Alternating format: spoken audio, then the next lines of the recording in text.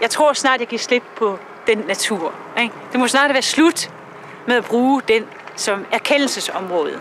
Jeg vil have et andet erkendelsesområde. Jeg vil ind til byen. Jeg er et bymenneske, og hvorfor tæsker jeg så rundt i den åndssvage natur? Du bor i byen. Billede efter billede efter billede efter billede. Du bor midt i byen. Jamen, jeg vil være...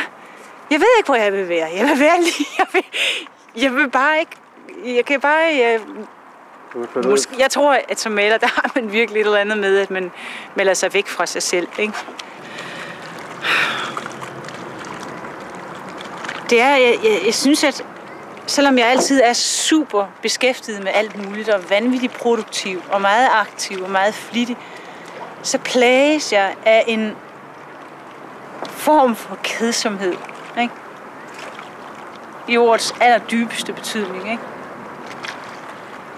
Jeg synes virkelig, virkelig, virkelig, at livet kan være meget, meget kedeligt. I en meget, meget negativ betydning. Ikke? Det synes jeg.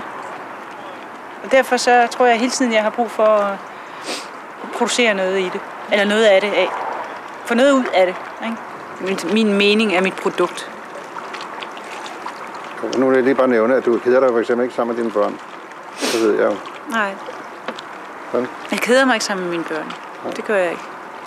Det er rigtigt. Det gør jeg ikke.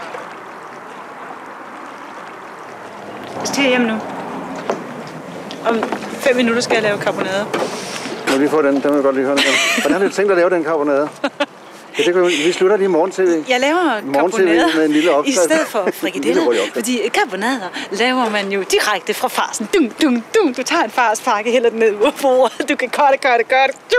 Så har du bare 6 karbonader, bang, ned på en plade, så de er færdige. Ungerne er glade, de kommer hjem på fodbold, og så spiser du.